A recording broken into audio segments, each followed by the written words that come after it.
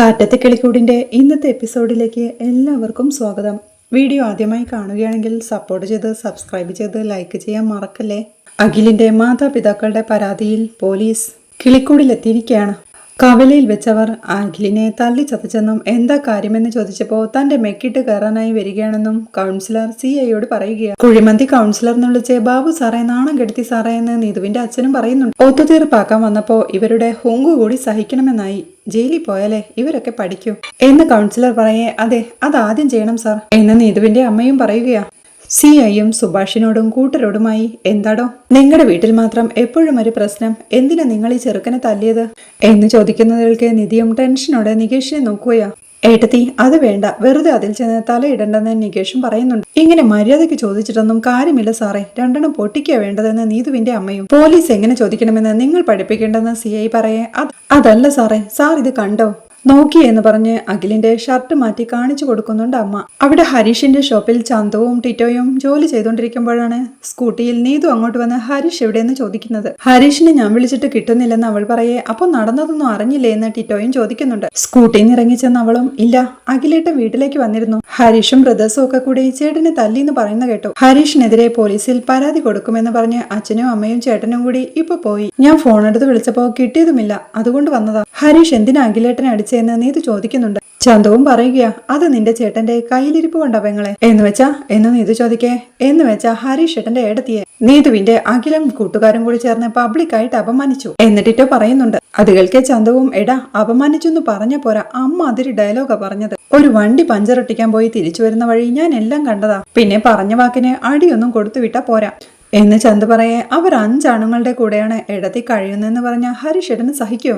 അമ്മാതിരി വൃത്തികേടല്ലേ. ശരിക്കും പോലീസ് സ്റ്റേഷനിൽ പോവേണ്ടത് സുധീഷ് ഏട്ടന്റെ വൈഫാണ്. എങ്കിൽ പെങ്ങളുടെ ആങ്ങളെ ഇപ്പൊ അഴിക്കുള്ളിലായനെ. എന്നിട്ടോ പറയേ ഈ വൃത്തികെട്ടവനെ കൊണ്ട് തോറ്റു, എന്തിനാ ഇപ്പൊ അവനെ ഇങ്ങോട്ട് തിരിച്ചു പോന്നെന്നാ, എവിടെയെങ്കിലും പോയി തുറഞ്ഞാ മതിയായിരുന്നു. ശരി ബ്രോ ഞാൻ പോട്ടെ എന്ന് പറഞ്ഞ് അവൾ പോവാൻ തുടങ്ങുന്ന നേരം അല്ല എങ്ങോട്ടായി പോയെന്ന് ടിറ്റു ചോദിക്കുന്നുണ്ട്. എനിക്ക് ഹരീഷിനെ ഒന്ന് കാണണമെന്ന് പറഞ്ഞ് അവൾ വണ്ടിയും എടുത്ത് പോവുകയാ. അവിടെ സുധീഷും CIയോടായി പറയുന്നുണ്ട് ഞങ്ങളുടെ ഭാഗത്തൊരു തെറ്റുമില്ല സാറേ, അടിച്ചു എന്നുള്ളത് ശരിയാ, അതിനൊരു കാരണവുമുണ്ട്. അതുപോലെയാണ് നടു റോഡിൽ വെച്ച് എന്റെ ഭാര്യയെ ഇവൻ അപമാനിച്ചത് എന്നവൻ പറയേ നീതുവിന്റെ അമ്മയും സാറേ അങ്ങനെയൊന്നും അല്ല സാറേ എന്ന് പറഞ്ഞ് ഹരീഷിനെ നേരെ ചൂണ്ടി ദേ ഈ നിൽക്കുന്നവനില്ലേ ഈ വീട്ടിലെ മെക്കാനിക്ക്, എന്റെ മോളെ പിന്നാലെ നടന്ന് സ്വൈര്യം കെടുത്തുന്നത് ഇവനാ സാറേ എന്നിവർ പറയുന്നത് കേൾക്കെ സ്വൈര്യം കെടുത്തേ ഞാനോ എന്ന് ഹരീഷും. എന്തിനാ അങ്ങനെ ചെയ്തതെന്ന് എന്റെ മകനൊന്ന് ചോദിച്ചു, അതിനാ ഇവരെല്ലാം കൂടി എന്റെ മകനെ തല്ലി തമ്പോറാക്കിയത് എന്ന് നീതുവിന്റെ അമ്മ പറയുന്നത് കേൾക്കെ നിധിയും എടാ ആ സ്ത്രീ പച്ചക്കള്ളമ്മ പറയുന്നത്, നമുക്ക് നോക്കാം, ഇപ്പൊ ചെന്ന് തലയിടാൻ വരട്ടെ, അവരൊക്കെ എവിടെ ഉണ്ടല്ലോ എന്ന് പറഞ്ഞ് നോക്കി നിൽപ്പാൻ നികേഷും നിധിയും ഹാളിൽ.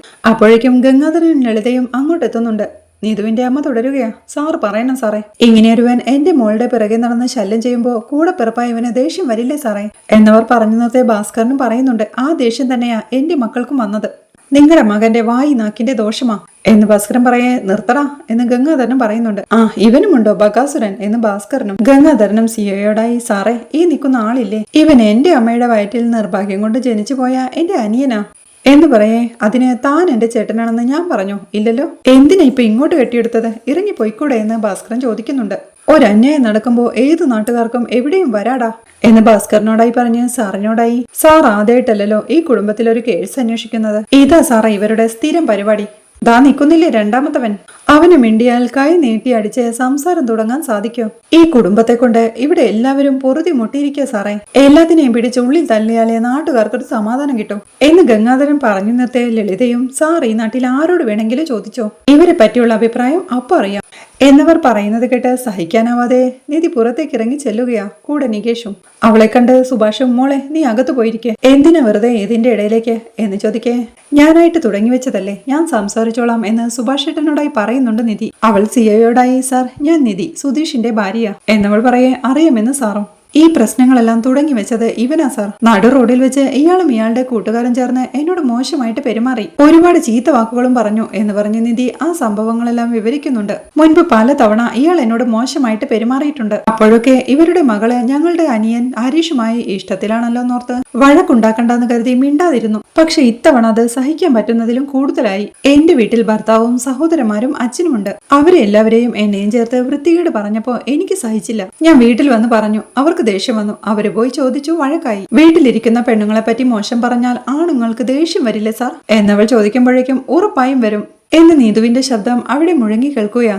അമ്പരപ്പോടെ എല്ലാവരും നോക്കുമ്പോഴേക്കും നീതു അങ്ങോട്ട് നടന്നു വരുന്നതാണ് കാണുന്നത്. നീതു അങ്ങോട്ട് വന്ന് എന്തൊക്കെ ഇവിടെ നടക്കുന്നേ, നിങ്ങൾ എന്തിനാ പോലീസിനെ വിളിച്ച് ഇങ്ങോട്ട് വന്നേന്ന് അമ്മയോട് ചോദിക്കുന്നുണ്ട്. അമ്മയും ദേഷ്യത്തോടെ നീ എന്തിനാണ് ഇങ്ങോട്ട് വന്നത്, വീട്ടിൽ പോടി എന്ന് പറയേ സിഐയും ചോദിക്കുന്നുണ്ട് കുട്ടി ആരാന്ന്. ഞാൻ ഇവരുടെ മകളാണ് സാർ, നീതു. അഖിൽ എന്റെ ചേട്ടനും സാർ. എന്റെ അച്ഛനും അമ്മയും ചേട്ടനും പറയുന്ന പോലെ ഹരീഷും ഫാമിലിയും അത്ര കുഴപ്പക്കാരൊന്നുമല്ല. അവരാരുമായിട്ട് അങ്ങോട്ട് ചെന്ന് വഴക്കുണ്ടാക്കിയിട്ടുമില്ല. എന്റെ ചേട്ടനെ ഇത് തുടങ്ങി വെച്ചത് എന്ന് നീതു പറയുന്നത് കേൾക്കെ ഭാസ്കരനും എടോ ബകാസുര കേട്ടില്ലേ എന്ന് സന്തോഷത്തോടെ ചിരിയോടെ ഗംഗാധരനോടായി ചോദിക്കുക. സിയയും നീതുവിനോടായി പറയുന്നുണ്ട്, കുട്ടിയെ ഈ നിൽക്കുന്ന ഹരീഷ് പിന്നാലെ നടന്ന് ശല്യം ചെയ്തത് ചോദിച്ചതിനാണ് കുട്ടിയുടെ ചേട്ടനെ ഇവർ തല്ലി ചതച്ചതെന്നാണ് അമ്മയുടെ പരാതി എന്ന് പറയേ നീതുവും ഇതൊക്കെ പച്ചക്കള്ളമാണ് സാർ. ഒന്നാമത് എന്നെ ആരും ശല്യപ്പെടുത്തിയിട്ടില്ല. ഹരീഷല്ല, ഞാനാ ഹരീഷിന്റെ പിന്നാലെ നടന്നത്. എനിക്ക് ഹരീഷിനെ അത്രയ്ക്ക് ഇഷ്ടമാണ് സാർ, വീട്ടുകാർക്ക് ഇഷ്ടമല്ല. അതുകൊണ്ട് ഇവരുണ്ടാക്കിയ കള്ളമാണിത്. ഹരീഷ് ആയാലും അവന്റെ വീട്ടുകാരായാലും എല്ലാവരും നല്ലവര് തന്നെയാ എന്ന് നീതു പറഞ്ഞു നിർത്തുമ്പോഴേക്കും ലളിതയും അയ്യോടി നിന്നെയും പേടിപ്പിച്ച് ഒരു കയ്യിലെടുത്തോ എന്ന് ചോദിച്ച് സാറിനോടായി, ഇതേ സാറേ ഈ കുട്ടി പറയുന്നതൊന്നും മുഖവിലക്കെടുക്കണ്ട, ഇവള് പേടിച്ചിട്ട് പറയുന്നതായിരിക്കും, ഇവന്മാരുടെ സ്വഭാവം എനിക്കറിഞ്ഞൂടെ എന്ന് പറയേ നിധിയും സാറിനോടായി, സാർ ഈ നാട്ടിലെ ഈ വീട്ടുകാരെ പറ്റി അപവാദം പറഞ്ഞു നടക്കുന്ന രണ്ടുപേരേയുള്ളൂ, അതുതാ ഇവർ രണ്ടുപേരുമാ എന്ന് ഗംഗാധരനെയും ലളിതയെയും നോക്കി നിധി പറയുക. അതിന് ഇവർക്ക് ഇവരുടേതായ കാരണങ്ങളുണ്ടാവും. ഇവര് പറയുന്നത് പോലെ അത്ര മോശം ആളുകളാണ് ഇവരെങ്കിൽ വേറെ ഏതെങ്കിലും പരാതി സാറിന് ഇവരെ കുറിച്ച് കിട്ടണ്ടേ, അത് ഇതുവരെ കിട്ടിയിട്ടില്ലല്ലോ എന്ന് നിധി ചോദിക്കുന്നുണ്ട്. സുധീഷും സാറിനോടായി, സാറേ അന്നത്തെ കാര്യം സാറിനറിയാലോ, ലൈസൻസ് അവിടെ ഏൽപ്പിച്ച് പോവാൻ പറഞ്ഞപ്പോ ഒരക്ഷരം പോലും മിണ്ടാതെ പോന്നവനല്ലേ ഞാൻ, അതിനുശേഷം പണിക്ക് പോലും പോവാൻ പറ്റുന്നില്ല സാറേ എന്ന് സുധീഷ് പറഞ്ഞു നിർത്തെ. ആദ്യം ഈ കാര്യം നടക്കട്ടെ, അതിനിടയിൽ പിരിയിടാൻ നോക്കല്ലേ എന്ന് സിഐയും അവനോടായി പറയുന്നുണ്ട്. സുധീഷ് ചമ്മലോടെ ചിരിയോടെ നിൽക്കുമ്പോഴേക്കും സാരമില്ല ഒത്തില്ല എന്ന് നികേഷും ആശ്വസിപ്പിക്കുകയാ. നീതവും സിഐയോടായി, ഇങ്ങനെ പറയാൻ എന്നെ ആരും ഭീഷണിപ്പെടുത്തിയിട്ടില്ല സാർ, എന്നെ ഭീഷണിപ്പെടുത്തിയത് എന്റെ അമ്മയും അച്ഛനും ചേട്ടനും കൂടിയാ. എനിക്ക് ഹരീഷിനെ ഇഷ്ടമായതുകൊണ്ട് ആ ദേഷ്യം തീർക്കാൻ നിധി ചേച്ചിയെ അപമാനിക്കാൻ നോക്കിയത് എന്റെ ചേട്ടനാ. അത്ര വൃത്തികെട്ട ഭാഷയിൽ ഒരു പെൺകുട്ടിയോട് സംസാരിച്ചാൽ അടിക്കല്ലാതെ പിന്നെ എന്താ ചെയ്യാ. സാർ ആദ്യം അറസ്റ്റ് ചെയ്യേണ്ടതേ എന്റെ ചേട്ടൻ അഖിലിനെയാ എന്നവൾ പറഞ്ഞു നിർത്തുമ്പോഴേക്കും ലളിതയുടെ മൊബൈലിലേക്ക് സുനന്ദയുടെ കോൾ വരുന്നുണ്ട്. ഗംഗേട്ടാ, സുനന്ദയും ഭർത്താവും വീട്ടിലെത്തിയെന്ന് തോന്നുന്നു എന്ന് ലളിത പറയേ, എന്ന് നീ വേഗം ചെല്ല്, അവരിങ്ങോട്ട് വരാൻ നിൽക്കണ്ട എന്ന് ഗംഗാധരനും.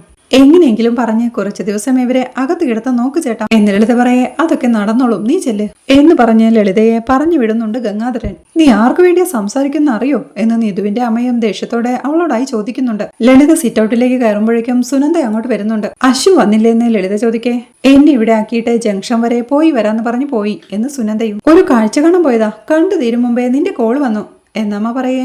എന്ത് കാഴ്ച എന്ന് സുനന്ദയും. നിന്റെ സുഭാഷ് ഏട്ടനെയും അനിയന്മാരെയും പോലീസ് പിടിച്ചു കൊണ്ടുപോകുന്ന കാഴ്ച എന്നമ്മ പറയുന്നത് കേൾക്കെ അമ്പരപ്പോടെ അമ്മ എന്തീ പറയുന്നേ എന്നവളും ചോദിക്കുന്നുണ്ട്. നാട്ടില് ഗുണ്ട വിളയാട്ടം നടത്തിയ പിന്നെ പോലീസ് അറസ്റ്റ് ചെയ്യില്ലേ?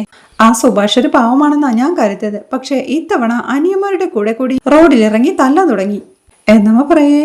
റോഡിലിറങ്ങി തല്ലേ എന്ന് സുനന്ദയും ചോദിക്കുന്നുണ്ട്. ആ, അവനെ പോലെ അല്ലല്ലോ അവന്റെ അനിയന്മാര്. രണ്ടാമത്തെ ഒരുത്തൻ ഒരു പെണ്ണിനെ വളച്ചോണ്ട് വന്നപ്പോ മൂന്നാമത്തവൻ ഒരു പെണ്ണിനെ വളച്ച് വശത്താക്കാൻ നോക്കി. ചോദ്യം ചെയ്യാൻ ചെന്ന അവളുടെ ചേട്ടനെ ഇവന്മാർ 4 പേരും കൂടി റോഡിലിട്ട് തല്ലി.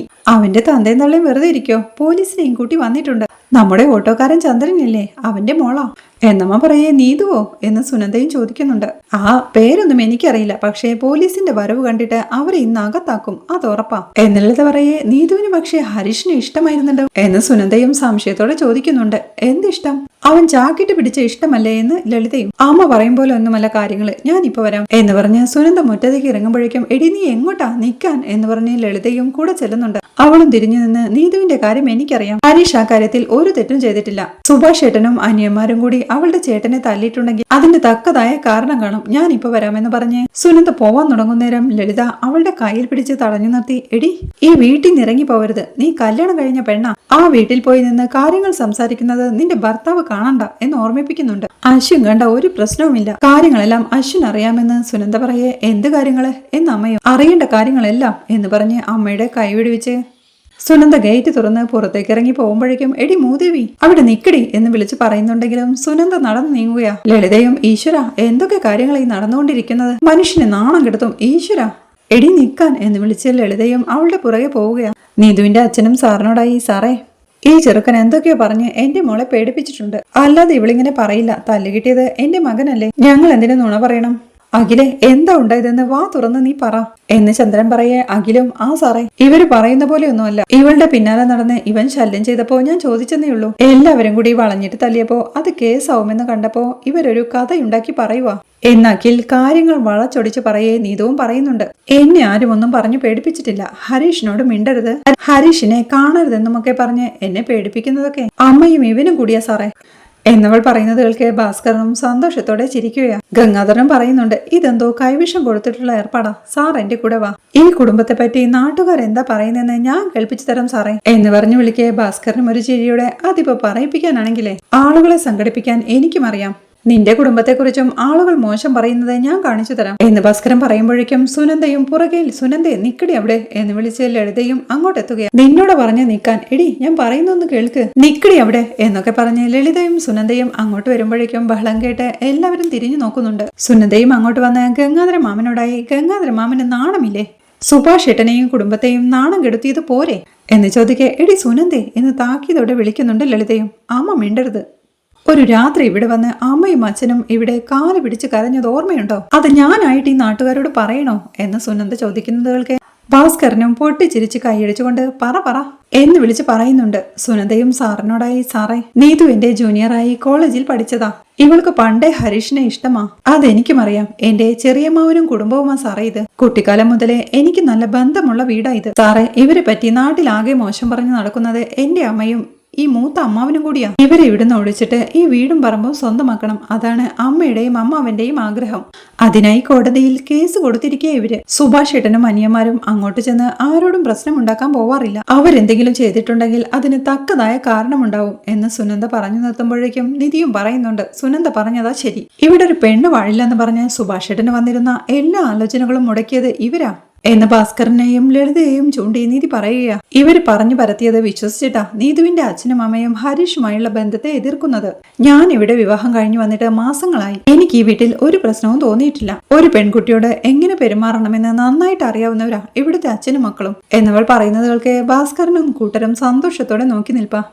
എവിടുന്നോ വന്ന നീ പറയുന്നത് ഞങ്ങൾ വിശ്വസിക്കണോ എന്ന് നീതുവിന്റെ അമ്മയും ചോദിക്കുന്നുണ്ട്. ഞാൻ എവിടെ നിന്നോ വന്ന ആളല്ല, തക്കലയിലെ ബിസിനസ്സുകാരനായ രാജീവ് ശങ്കറിന്റെ മകളാ ഞാൻ. എനിക്കിവിടെ ഇത്രയും കാലം ഒരു പ്രശ്നവും ഉണ്ടായിട്ടില്ല എന്നുള്ളത് വാസ്തവമാണ് സാർ. എന്നെ വഴിയിൽ വെച്ച് മോശം വാക്കുകൾ പറഞ്ഞപ്പോ എന്റെ ഭർത്താവും ബ്രദേഴ്സും ചോദിക്കാൻ ചെന്നു. ആ സംസാരം വഴക്കിലെത്തി അടിയായി. ഇയാളുടെ കൂട്ടത്തിൽ ഉണ്ടായിരുന്നു 4-5 പേര്. 2 കൂട്ടരും തമ്മിൽ അടിയായി എന്നല്ലാതെ ഇവര് സംഘം ചേർന്ന് തല്ലുവൊന്നും ആയിരുന്നില്ല. ഇനി അതിന്റെ പേരിൽ കേസിന് പോയാൽ എന്നെ അപമാനിച്ചതിന് ഞാനും ഇയാൾക്കെതിരെ കേസ് കൊടുക്കും എന്ന് നിധി തീർത്തു പറയുന്നുണ്ട്.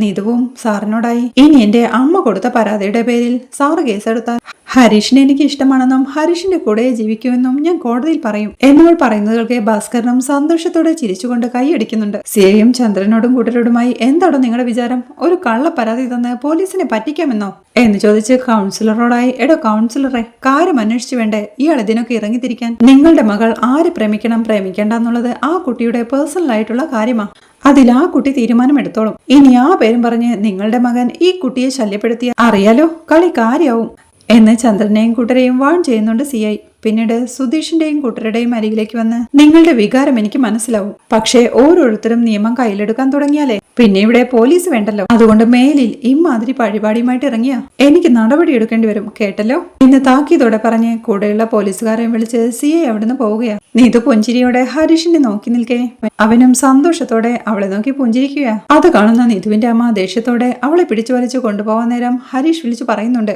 ഒരു കാര്യം, ഇതിന്റെ പേരിൽ നിങ്ങളുടെ മകൻ അവളെ തല്ലാനോ ചവിട്ടാനോ നിന്ന അറിയാലോ കേസ് മാറും, പോടാ എന്ന് അവനോടായി പറഞ്ഞ് നീതുവിനെ പിടിച്ചു വലിച്ചു കൊണ്ടുപോവുകയാ അമ്മ. പുറകെ ചന്ദ്രനും അഖിലും ചെന്ന് ഓട്ടോയിലേക്ക് കയറുമ്പോഴേക്കും അവരവിടുന്ന് പോവുകയാ. അവരുടെ പുറകെ കൗൺസിലറും യാത്രയാവുന്നുണ്ട്.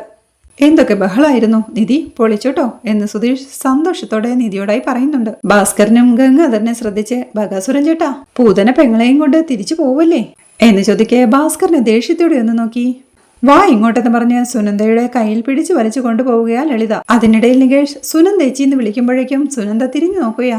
താങ്ക്സ് എന്നവൻ സന്തോഷത്തോടെ പറയുമ്പോഴേക്കും പുഞ്ചിരിയോടെ അവനെ നോക്കിക്കൊണ്ട് അമ്മയുടെ പുറകെ പോവുകയാ സുനന്ദ. കൂടെ ഗംഗാധര മാമനും ഉണ്ട്. എല്ലാവരും പോയി കഴിയുമ്പോഴേക്കും നിധിയും ആശ്വാസത്തോടെയും സന്തോഷത്തോടെയും പുഞ്ചിരിയോടെ നിൽപ്പാ. വീട്ടിലെത്തുന്ന ലളിതയും ഹാളിലേക്ക് കയറി വാടി ഇങ്ങോട്ട് നടക്കടി എന്ന് പറഞ്ഞ് സുനന്ദയെ പിടിച്ച് ഹാളിലേക്ക് തള്ളുന്നുണ്ട്. നിങ്ങൾക്ക് ഭ്രാന്തുണ്ടോ എന്ന് സുനന്ദയും ചോദിക്കുക. അതേടി എനിക്ക് വട്ടാ നിന്റെ കല്യാണം കഴിഞ്ഞതല്ലേ, ഇനി ആ കുടുംബവുമായി എന്ത് ബന്ധമാണ് നിനക്കുള്ളത് എന്ന് ലളിത ദേഷ്യത്തോടെ ചോദിക്കേ. അതെന്റെ അമ്മാവന്റെ വീടാ, കല്യാണം കഴിഞ്ഞു എന്ന് വെച്ച് ഞാൻ എന്തിനാ ആ ബന്ധം ഉപേക്ഷിക്കണം എന്ന് സുനന്ദയും ചോദിക്കുന്നുണ്ട്. ഞങ്ങൾക്കില്ലാത്ത എന്ത് ബന്ധമാടി നിനക്കുള്ളത്? അതും പോരാഞ്ഞ് പോലീസിന് മുന്നിൽ അവളുടെ ഒരു പ്രസംഗവും എന്ന് അമ്മ ഒച്ചവെക്കെ. ഒരു കാര്യവുമില്ലാതെയാ സുഭാഷ് ഏട്ടന്റെയും അനിയന്മാരുടെയും മേൽ പഴി ചാരിയത്. അതും കേട്ടിട്ട് ഞാൻ വെറുതെ ഇരിക്കണോ എന്ന് സുനന്ദയും ചോദിക്കുന്നുണ്ട്.